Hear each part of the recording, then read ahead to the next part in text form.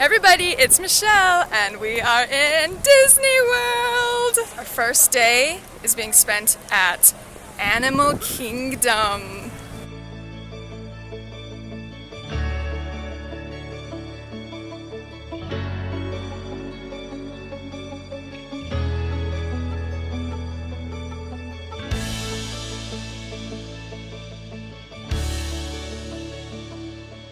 Okay, so I was not very good at vlogging and talking day one at Disney World, so I'm going to give you some narration, some background, some information on what we did on day one. So, we walk into Animal Kingdom. It's so amazing. There are so many plans, which I think really helped cool off the place, which is so needed in Florida because it's so dang hot. So we started in the Pandora place, which is the world of Avatar, the blue people Avatar, and it was very amazing. They made this amazing, I've seen Avatar like once, okay? So they made this rock, like floating rock thing, which actually made me a little nervous. I was just like, if this falls, it's gonna kill dozens of people, but it looked very cool.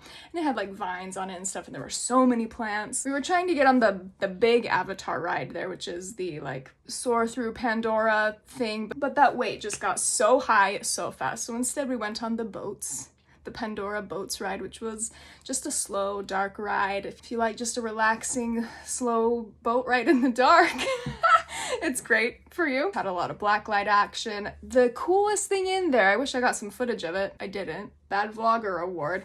There were these like floating jellyfish. There's a word for them. It's been a while since I've seen the movie. I don't know what they're called. They're these floating jellyfish, dandelion flying things, and they were so pretty and like glowy, and I loved them, and they were all throughout the ride, which was very fun. So after the Pandora Boats ride, we made our way to Dino Land USA, which I was very excited about because I think dinosaurs are fascinating and very like cool and scary, and I really wanted to go on the dinosaur ride, and that's what we went on next. And it was a very like rough, quick turns, quick driving, exciting ride like Indiana Jones. Really enjoyed it. And then we get off the ride and I'm like, I don't have my phone. My phone must be either in the car or in the ride, in some dinosaur's mouth, crushed and broken. The second ride we go on, I managed to lose my phone. I know. Like a dummy, I put my phone just in my back pocket. I'm like, oh yeah, that'll be fine. It'll stay there. No, it didn't. Ladies, don't put your phone in your pockets. We know our pockets are not big enough to handle our cell phones. Put it in your bag. Put it in your fanny pack. I really had a fanny pack. I should have put it in there. I'm gonna talk about the fanny pack later. Anyway, so I tell the cast member that's at the end of the line when people get off the ride. So I tell her, I lost my phone on this ride, what can we do? So she gets a flashlight out after every car comes back in and lets the riders off, and she looks in the back row, which is where we were seated, looks in the pockets and looks in the seats, finds nothing. And I'm just so worried and anxious and upset about losing my phone because it is my phone and it has like my whole life on it, but it also has all our travel plans, our flight information, our tickets and stuff for the other parks, and the Disney app information we need to do the other parks in Disney World, and just like our flight home. Ooh, it was just the worst feeling losing my phone, which literally had so many important things on it. She checks every car that goes by and she's like, that's every car, and I could not find it. And I was just like, okay, so what do we do now? And she was like, we have to wait. If they find the phone, they will put it into guest services, which can be picked up tomorrow. I want to quickly interject with the fact that this cast member told me they usually pick up, at the end of the day, 40 to 50 phones on the track of this ride, and they bring them all to the Lost and Found to be picked up the next day. 40 to 50 phones, that's so many! And all this time I'm thinking, so it was in like my back pocket of my shorts. So I'm sitting on this ride that is as rough as the Indiana Jones ride in Disneyland. There's no way that phone is still in the car. It's gotta be out of the car, on the track, crushed by one of the Jeeps or a dinosaur or a machine or something involved with the ride mechanics. It can't survive it. I'm just thinking, this is not going to survive this. If they find it, I'm going to find it at guest services tomorrow, and it's going to be completely destroyed. So then we exit you know, you exit through the line, you go through the gift shop, and you're like, wow, what a cute dinosaur toy, but I'm just still devastated about my phone. So then we talk to a different cast member, the one that's at the front of the line, just to get another opinion, you know, and we kind of are just like, I lost my phone, what can we do? So he calls down to the people, probably talks to the same cast member I spoke with before, tells her, we lost a phone, let's look for it. So we just wait there, waiting, hoping and praying that they find the phone. And Nathan was worried someone would steal it, and like that thought never crossed my mind, and I was like, oh my gosh, you're right, someone just might snatch it and steal my phone, and that would be awful too. So now I have to worry about it either being destroyed, completely lost, stolen. Ugh, awful. So we wait there, and he gets a call, and he's like, okay, they found a phone. I don't know if it's my phone. They found a phone, and he switched places with a different cast member so he could go down and pick it up. And the whole time I'm just thinking, I hope it's my phone, I hope it's my phone, I hope it's my phone. I'm using all of my might to send the message out to the universe that it's my phone that they found. And he walks over, and he has my phone in its turquoise case, and I am so thankful, just so happy, so pleased. He gives it to me, and he's like, can you unlock it? And I was like, blah, blah, blah, blah. Yes, it's my phone. And he was like, wow, you did that fast. And I was like, yes, I could probably do it in my sleep. And they found my phone. And I am so glad it was there. I do not know how it survived. I do not know. They didn't even really tell me where they found it. I don't know if it was like near the track during the start or end of the ride, or in a cart, or in one of the pockets. But I don't know how it got found again. But I am so glad that they found it. It brought me to tears. I was walking away. We walked away from that cast member. I'm holding my phone. I have my sunglasses on. I have my mask on. And I'm just like crying. I'm so happy to have my phone back. And we just walked through a different section of the park, and I'm just holding my phone. Literally tears streaming down my face into my mask. But I was literally so happy. We were not there for an hour. This was our second ride at Disney World, and I lost my phone. And I felt so dumb and just so awful that we had wasted time having to wait for the phone, and just so awful thinking of, okay, what do we need to do now to get the information I need that's on my phone in order to continue our trip. Oh, and I was just so glad I didn't have to do all of that, and the phone was fine. Not a crack on the screen, not a scuff on the case. It was amazing. Such a miracle, and I am so thankful. I don't know what that was, but extra thankful for my phone. Whew. So next, we continue through the park, and at that moment, we're walking by the big mountain of Expedition Everest, and the line had not opened up when the park opened up, but then the line opened up right then when we were walking past, and we were like, let's do it. So we did Expedition Everest. Very intense, I must say. Very intense ride. Really fun, but it was also like, oh my gosh, I'm getting too old for this. But once was good. Once was fine. And then we decided to be even more adventurous, and we did the Cali River Rapids ride. We got soaked. I got so soaked. My hair was in a ponytail on the top of my head, which you might have seen in a clip, and it was just soaking wet. Soaking wet. But it was actually nice because it was so hot, so it was nice to be so wet. But we got very wet on that ride. It was a really fun ride though. I highly recommend. And just bring plastic bags with you to put your electronics in, which is what I did. So everything I had was protected, which was good. And then there are so many paths. I mean, I know it's called Animal Kingdom, but there are so many animals there. I was not expecting this. So there are so many little pathways you can walk through, and exhibit type things you can walk through to see all these animals. We saw an amazing tiger. We saw a ton of birds. There were a lot of monkeys. Oh, it was so cute. There was this little family of monkeys. The cast member was explaining to us, like, here are the parents, and there are the brother and sister. And the brother and sister were like playing, fighting, playing, I don't know, but they were just messing with each other. It was so funny. And then there was another group of monkeys. One looked very left out, which you're probably looking at now. Don't you feel sad for him? He's just like sitting there looking really left out. But it was fun to see all of these animals. It was just so cool. It's so cool what they did there. And then we went on the safari ride, which I very much enjoyed, and I will show you some clips now.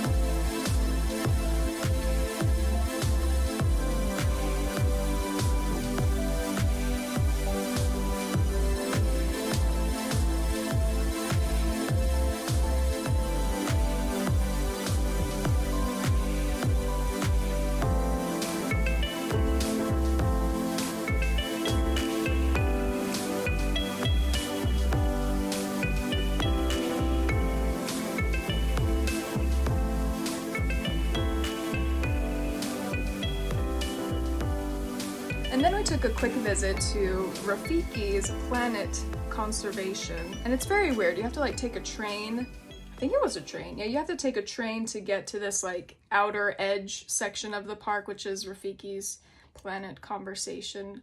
Planet Conservation. It was okay. It had some animals there. They actually had a petting zoo, but I wasn't gonna get too involved with the animals. Like, I'll look at them, but I'm not gonna feed you food. So that would be fun if you enjoy interacting more with animals. Not my thing. So like, if you're not that way, you can skip that part. And then we saw some gorillas, which was very exciting. And at this point, I was using my regular camera and it just kept dying, saying I didn't have enough memory. And I was like, you're lying, camera. I know there's more memory on this card. So I only have 2 really quicks of the gorillas. Here we go. But that little baby one was so cute, wasn't it? And then at this point, we were about done with the park, but I was like, Nathan, we have to go see that tree again, because that tree is amazing. That tree is just mesmerizing. It's so cool, and I loved it, and I just had to walk past it again. It was so good. And then at this point in the day, we were allowed to park hop, so we made our way over to Magic Kingdom. Magic!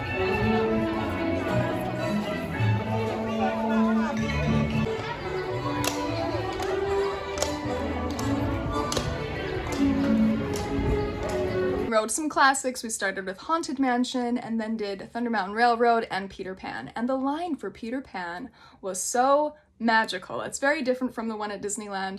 In this line, there are beautiful portraits of the family and then some beautiful scenes from the movie, and there's like a bedroom set up with Tinkerbell flying around and, you know, little Tinkerbell sparkle messing with things in the drawers and pillows and stuff. And it was so fun. It was so immersive. Like, oh my gosh, we're here in Peter Pan's world. So that was very cute. And then what else did we do? Oh yeah, we just did like Pirates of the Caribbean. We did the Ariel Under the Sea ride, and we did the Carousel of Progress, which was nice to sit down. I'm pretty sure Nathan fell asleep. We were tired. We walked so many steps that day. The Carousel of Progress was a good resting ride. You just get to sit there, and it's nice and air conditioned, and some animatronic humans sing and talk about progress. And it doesn't have a long wait time. So if you need a break, do the Carousel of Progress. And then we made our way back to our hotel after a very long and eventful day. Our first day at Disney World. And the best, since they're not doing gathering events because of the pandemic, they not broadcast, but they show a previously recorded fireworks show every night. Like for every half hour starting at 6 p.m. So I enjoyed that very much. And then I watched some of Teen Beach Movie 2 on Disney Channel, and I didn't hate it. It made me want to watch Teen Beach Movie 1. And that concludes the activities for day 1 at Disney World. Now, before I completely end this video, I wanted to quickly share some things that I brought to Disney World that just make sense and made my life easier. Number 1, a fanny pack. Yes, a fanny pack. You put it around your waist, and it is a bag, and it is so dang useful. You don't have to keep taking off your backpack or whatever to get the important things you use all the time. You just put them in the fanny pack, and it's always accessible. It's always there. This is where I had my phone for the rest of the trip. I did not trust my pockets anymore. I had it secure, zipped up in my fanny pack, and it stayed safe the rest of the time. I also kept my hand sanitizer in here, some tissues, some gum, just other things I would like use all the time. So it was so nice to have these in a fanny pack. And then for the other things that you still need to carry, but you can't fit them in your fanny pack, use a drawstring bag like this. I have had this literally since I was probably 12 years old. It has been on many trips with me. It has been to Disneyland before. It's done so much for me throughout the years of us being together. So in this bag, I would have like my visor, which I'll show you later, get ready, my water bottles, my sunscreen, any snacks. So for the bigger stuff, drawstring bag, very easy and light, and you just carry it on your back all day. This is my visor, which I loved. I knew that in Florida it would be hot, and I knew I wouldn't ever want to wear my hair down. I'd want to wear it up in a bun like this or a high ponytail or something, and I was like, I can't wear a hat with hair like that. So I got a visor that you can just wrap around your head. You can keep your hair up in its dew up here, and it is so wide brimmed and protects your whole face, protects your ears, protects a lot of your neck during the sunniest and harshest parts of the day. This isn't your mother's visor. This is your grandmother's visor. But guys, it worked so well and I loved it so much. And it's really useful. And it's actually very compact. When you're not using it, you just twist it up like this. Twist, twist, twist. And there is an elastic right here. And you're done. And it's all compact again, and you can put it in your drawstring bag when it's not sunny. I love protecting my face so well from the sun and just having so much shade from this visor. It was amazing. This is another thing your grandma would have, and this is a chain for your sunglasses. I originally bought this chain for my mask thinking I'd like take it on and off a ton, but I wore my mask pretty much the whole time, so I didn't need a chain for it.